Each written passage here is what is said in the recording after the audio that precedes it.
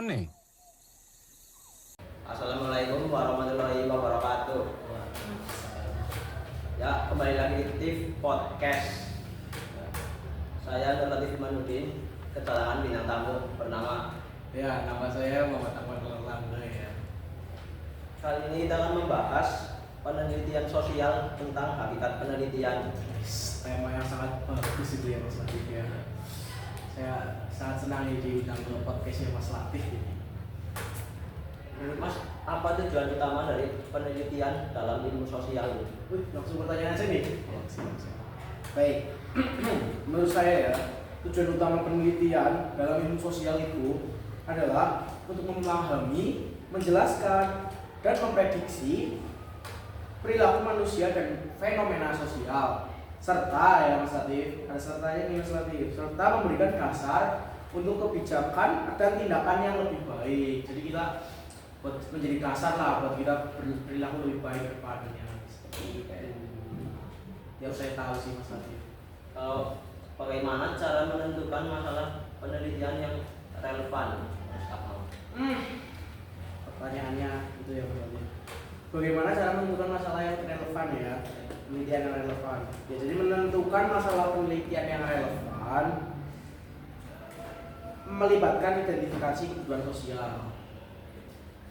Relevan melibatkan identifikasi kebutuhan sosial yang tadi saya sebutkan. Yang saya tadi bilang ya, kajian literatur untuk menemukan celah pengetahuan serta mempertimbangkan kepentingan masyarakat dan konteks yang ada. Jadi kita di dalam itu harus mempertimbangkan kepentingan yang ada gitu. Konteksnya juga harus dipertimbangkan sesuai atau tidaknya.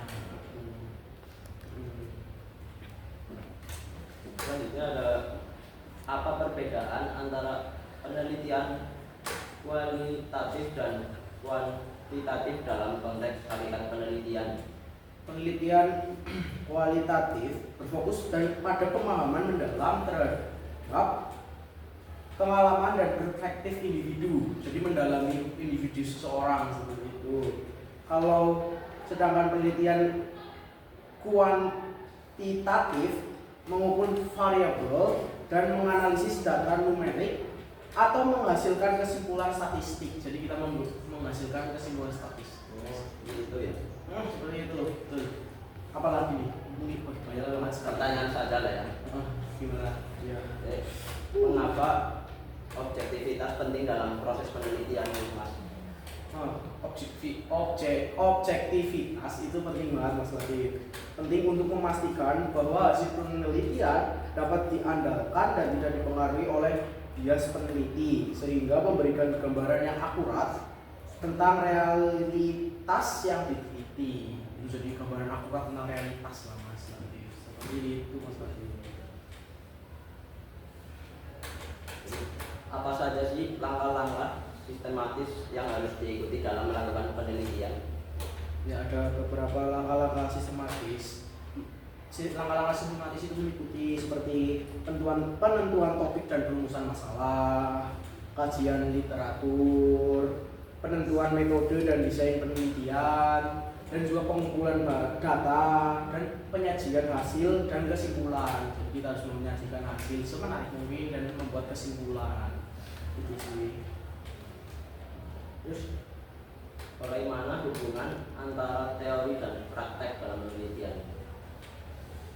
Teori itu memberikan landasan untuk memahami fenomena. Jadi teori untuk memahami suatu fenomena itu kita membutuhkan teori yang betul supaya kita paham dengan fenomenanya yang akan kita buat. Oh ya. Sementara praktik penelitian itu menguji dan mengembangkan teori melalui pengumpulan data dan analisis yang sistematis. Seperti itu. Ya, apa yang dimaksud dengan validitas dan reliabilitas dalam penelitian? Oh, validitas ya Mas Arif ya.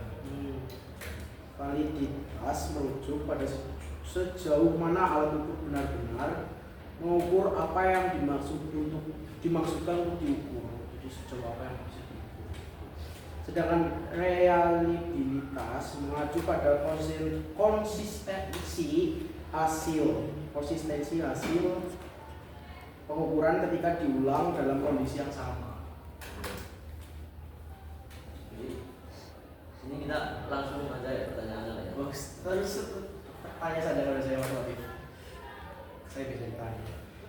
Bagaimana hasil penelitian dapat berkontribusi pada pengembangan ilmu pengetahuan kalau menurut Mas Akmal sendiri?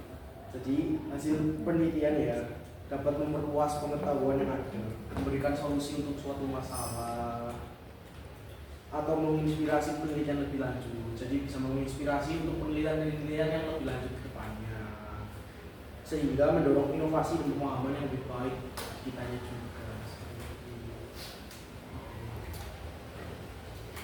Selanjutnya, apa saja tantangan yang sering dihadapi dalam penelitian dan bagaimana cara mengatasinya? Tantangan dalam penelitian itu pasti banyak ya.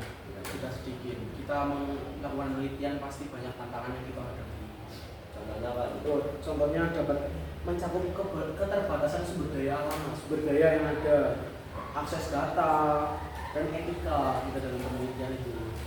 Mengatasinya, cara mengatasinya itu memerlukan perencanaan yang baik. Jadi kita sebelum meneliti itu kita harus merencanakan penelitian itu dengan sangat baik dan matang.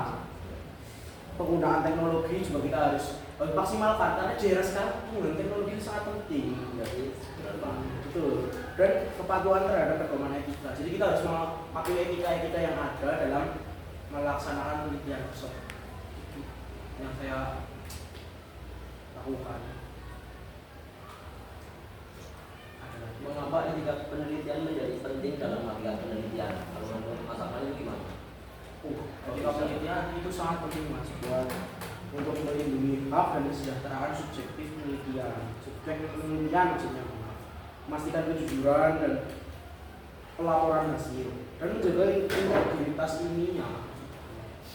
Itu sih yang bisa saya jawab ya, hanya segitu saja.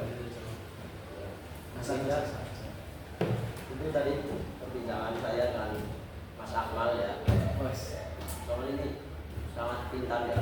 Amin ya Allah.